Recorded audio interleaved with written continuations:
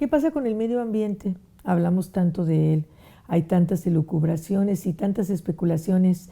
Hoy, en Diálogos desde la Frontera, una plática, una conversación sobre un experto en esta materia.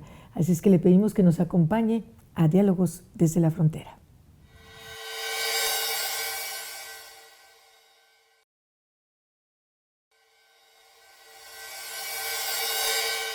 Hola, ¿qué tal? Soy la periodista Rocío Galván. Nuestro programa Diálogos desde la Frontera, editado y producido desde las instalaciones del Colegio de la Frontera Norte en la ciudad de Tijuana, Baja California. Y hoy nos acompaña en el estudio el doctor Carlos Israel Vázquez León. Él es doctor en Medio Ambiente y Desarrollo por la Universidad Autónoma de Baja California y profesor investigador del Colegio de la Frontera Norte, adscrito al Departamento de Estudios Urbanos y Medio Ambiente. Entre las principales distinciones se encuentra que es ser coordinador de la maestría en Administración Integral del Ambiente, becario del Consejo Británico, becario del Beyer Institute de la Academia de Ciencias de Suecia, becario del Banco Mundial y del Departamento de Cooperación de los Estados Unidos. Participa en redes académicas tales como la Red de Estudios sobre el Agua y en la Red Nacional sobre Áreas Naturales Protegidas. Doctor, un honor que nos acompañe hoy aquí en el estudio. Y bueno, pues está trabajando en una investigación muy interesante. Me gustaría mucho que nos platicara detalles sobre este trabajo que está haciendo desde hace ya algunos meses. Sí, con mucho gusto y gracias por la invitación. Efectivamente estoy trabajando en un proyecto que ya estoy por concluir. Estoy ya sacando los productos de esta investigación, que son 3 artículos en revistas científicas de alto nivel.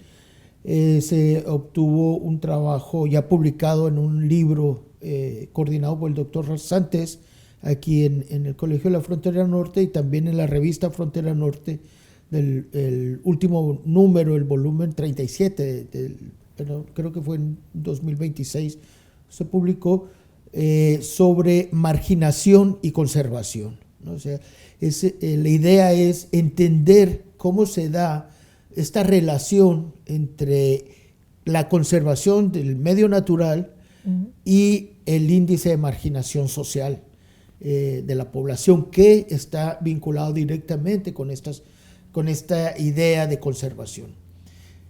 Este estudio lo acoté a una política pública muy definida, tanto constitucionalmente y con reglamentos formales, que son las reservas de la biosfera, que es un área natural protegida, que son parte de estas 239 áreas naturales protegidas en México, y de estas 239, 48 son reservas de la biosfera distribuidas en 9 regiones en todo el país.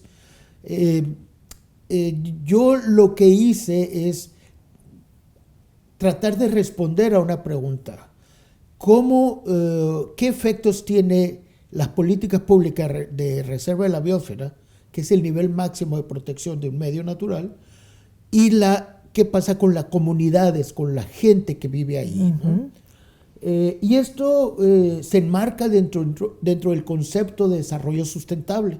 El desarrollo sustentable, pues, es esta relación económica, social y del medio ambiente con la interacción de las instituciones, ¿no? Marco legal, marco constitucional, y la parte teórica de la conservación para, por un lado, conservar y por otro lado, promover el desarrollo, ¿no? En términos de desarrollo regional, desarrollo social de las comunidades. Entonces, a veces puede ser contradictorio, sí, porque al momento cuando se habla de conservación, sobre todo en este concepto de reserva de la biosfera, hay una paradoja, ¿no? Donde la conservación implica en muchas ocasiones, y más en esta política, excluir todas las actividades antropogénicas que pueden afectar o alterar el medio natural. Y la idea es que entre más nivel de conservación hay, pues implica mayor exclusión. Y por otro lado, en términos de la paradoja que le mencionaba, es que la misma política de reserva de la biosfera dentro del concepto de de reserva que está implementado en el plan de Sevilla, con respecto al hombre y el medio natural, es que las comunidades inmersas en estas reservas deben de ser incluidas para promover la conservación. Entonces, por un lado está la exclusión, pero por otro lado también está la inclusión. ¿Cómo se da esto, no? Sí. Tema complicado. Es complicado, muy, muy complicado, sobre todo en la gestión, en la administración de estas reservas. Sí, recuerdo el caso en este momento de, por ejemplo, la vaquita marina, ¿no? Bueno, ha sido un caso de muchos años, ¿no? Es una reserva de la biosfera muy específica, con unas características muy específicas. Pero pues hay 48 reservas de la biosfera. Lo que hicimos nosotros es, estas reservas están distribuidas según la CONAMP, la Comisión Nacional de Áreas Naturales Protegidas, en 9 regiones.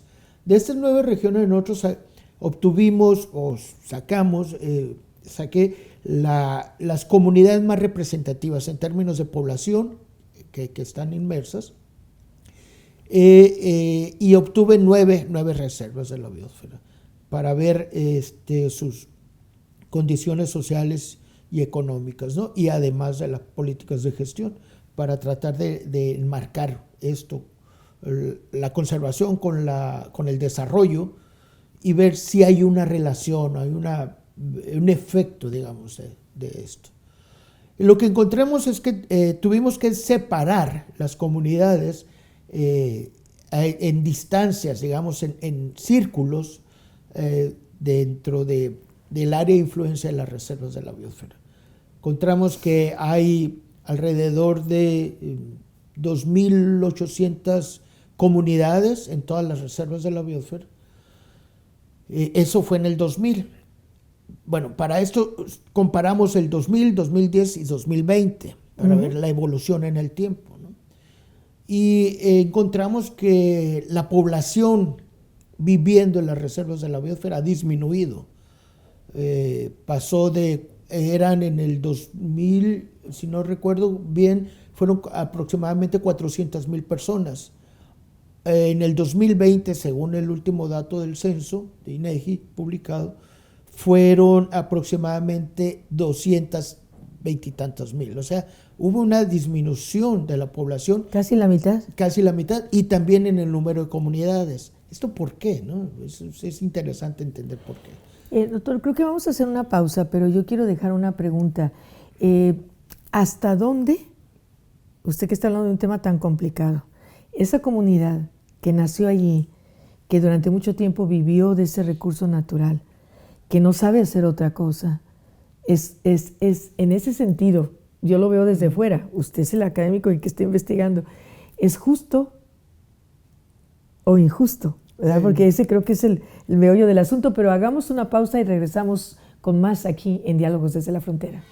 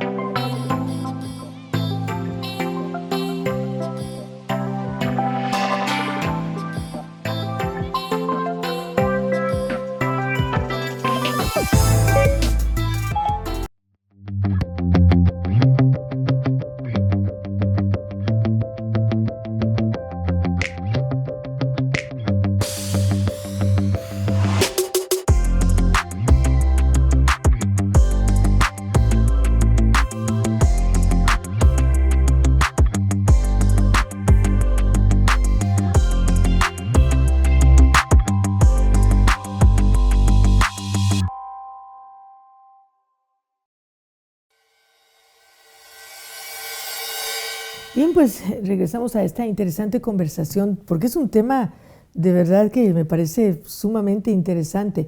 Esto que decía yo de la justicia, la equidad, sobre todo tomando en cuenta la numeralia que nos acaba de dar de la reducción de población en la biosfera. Bueno, es complicado hablar en términos de justicia, ¿no? Porque el medio ambiente o el medio natural es parte, digamos, es un constructo que también merece justicia, ¿no? O sea, viene esta discusión del antropocentrismo y el ecocentrismo, ¿no?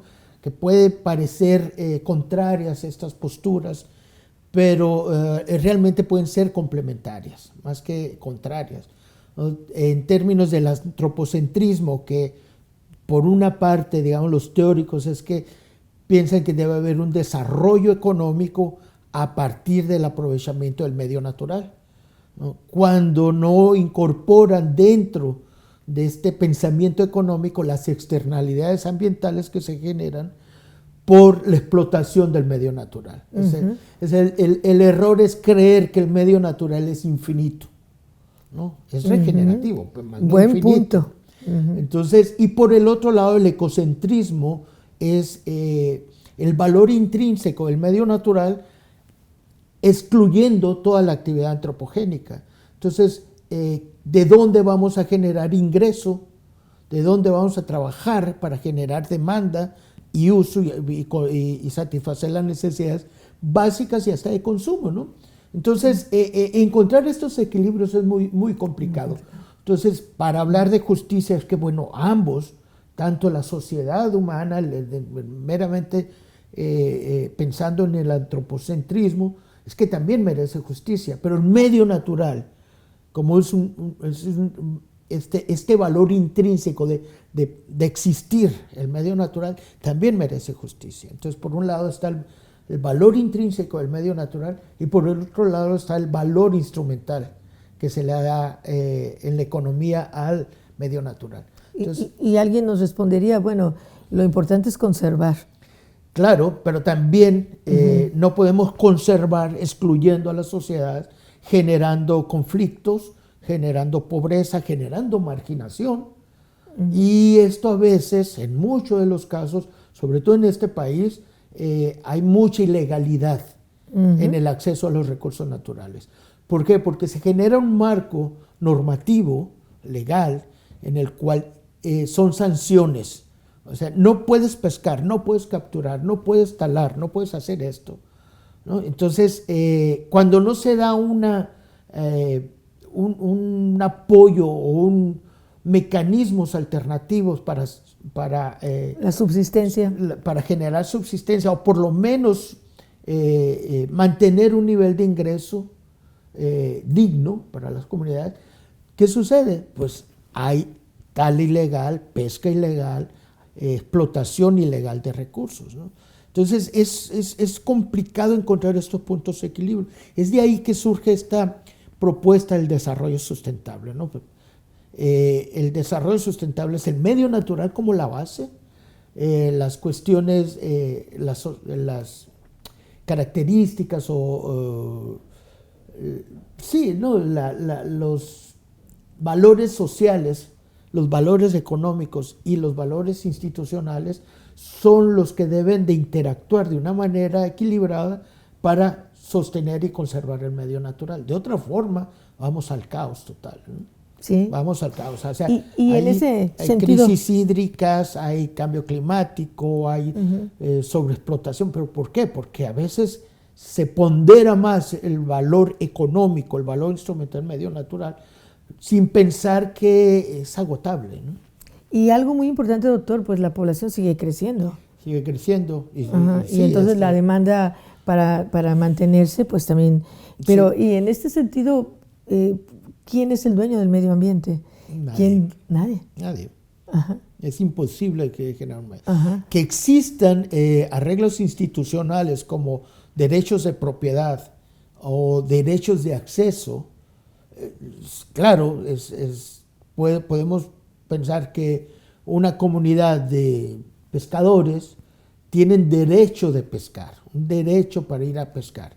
Y muchas veces esos derechos están acotados.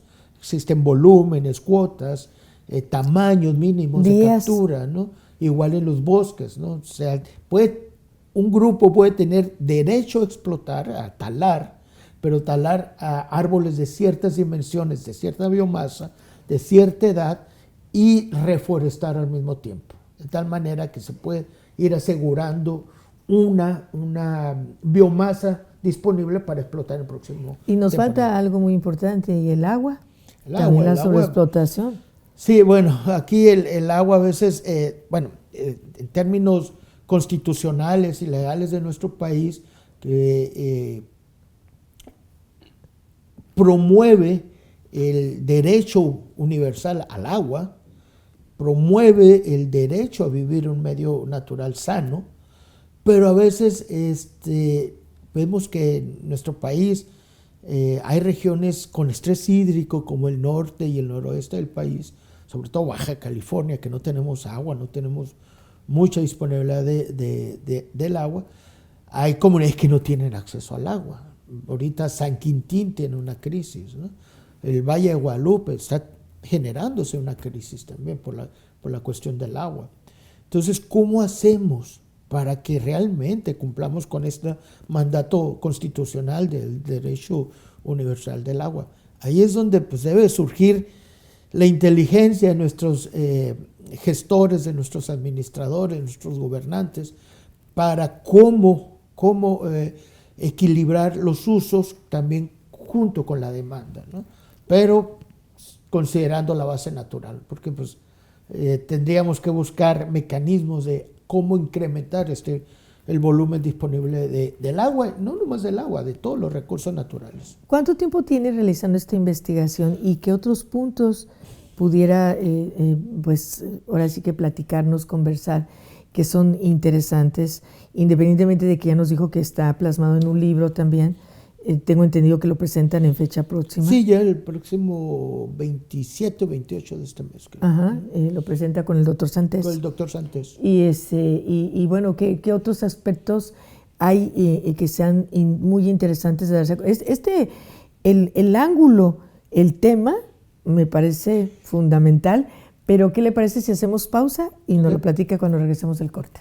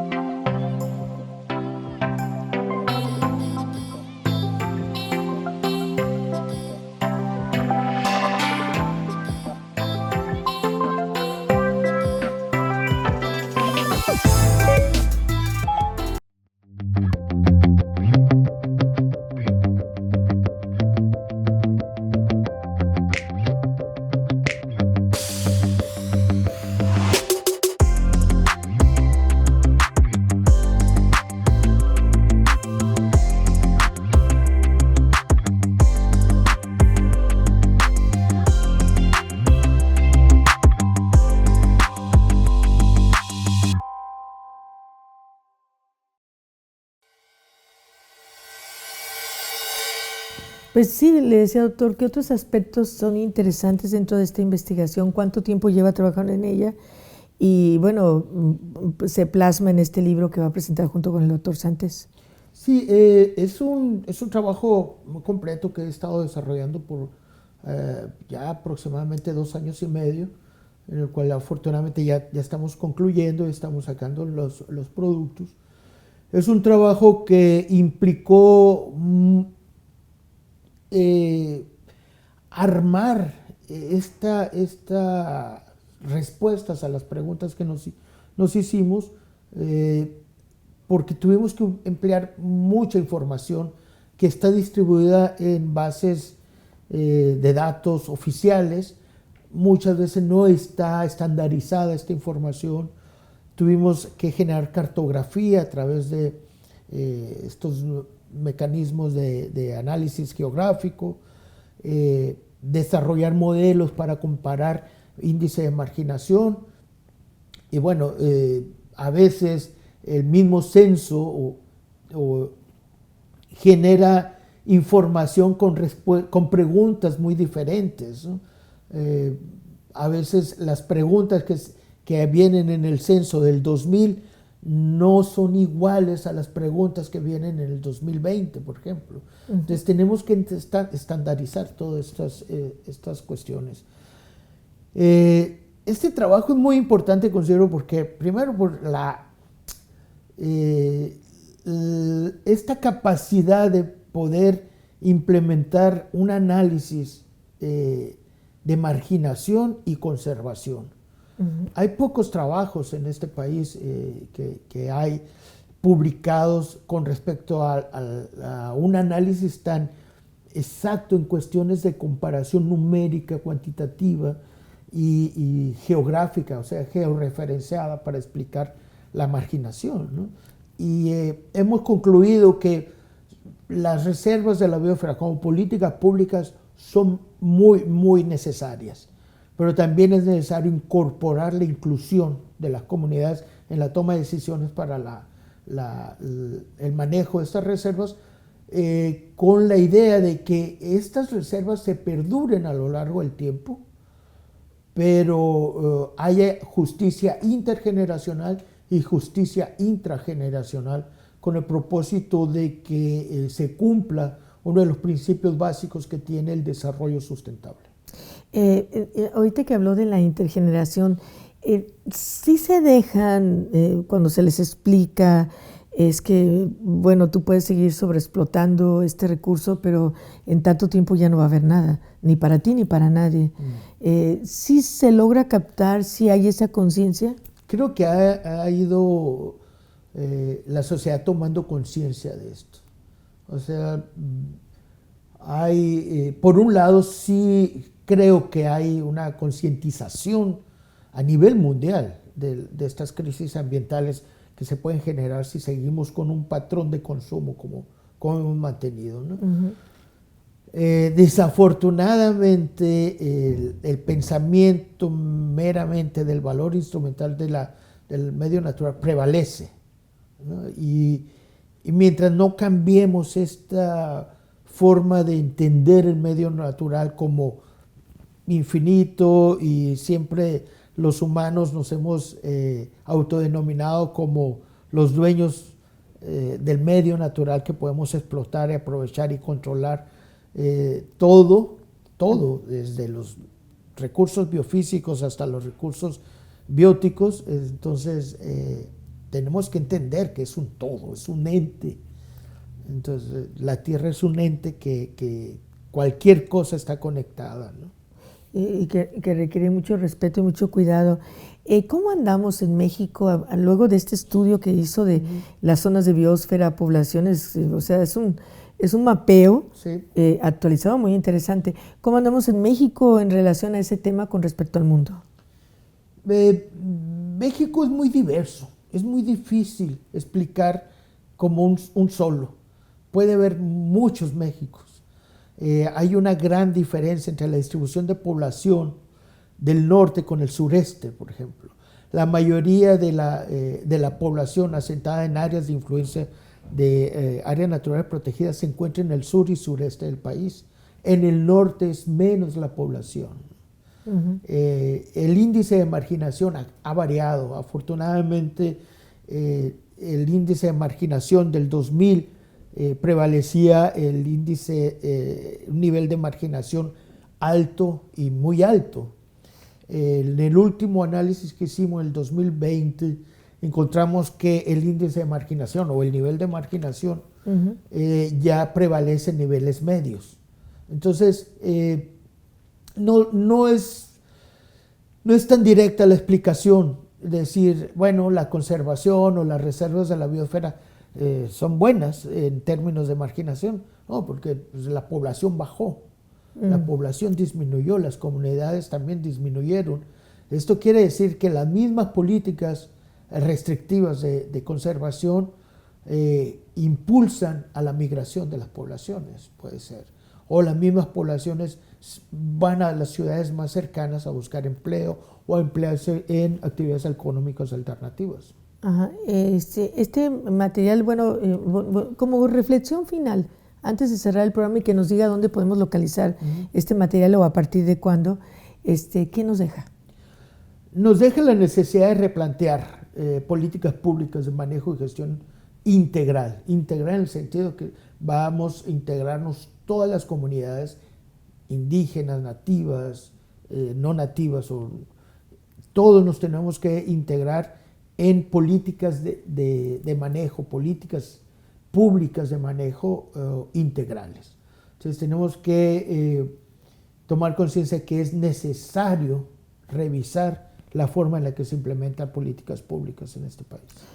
Doctor, ¿dónde conseguimos todo este material? Bueno, como le digo, ya está publicado en el ¿Cómo se llama el libro? ¿Nos regala el nombre del libro? Políticas públicas ambientales de temas emergentes. Políticas públicas ambientales y ahí de temas emergentes. Se revisan muchos casos, ¿no? Agua, etcétera, y entre uno de estos es políticas públicas de conservación como reservas de la biosfera. ¿Qué le significó realizar esta investigación? Pues mucho aprendizaje. Entendí muchas cosas que no entendía o me las daba por hecho, ¿no?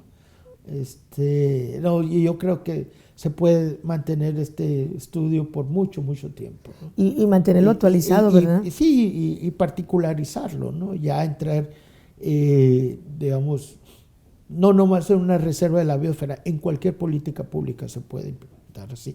Puede ser como una política pública de construcción de un viaducto. ¿Qué efecto tendrá o qué tiene en la distribución de la población y en el ingreso, ¿no? De la población directamente impactada por esto? O sea, estas técnicas, estos modelos que hemos desarrollado puede ser implementado en muchas formas de análisis. Muchas gracias, doctor, por su tiempo. Muchas gracias. Y muchas gracias a usted por su atención. Gracias a Óscar Ochoa, coordinador del estudio, a nuestros becarios Iván Morales y Arturo Ruiz, y por supuesto por ahí también a Fabián Ayala y a Alfonso Caraveo. Muchísimas gracias por su apoyo siempre a Diálogos desde la Frontera. Lo esperamos en el próximo capítulo.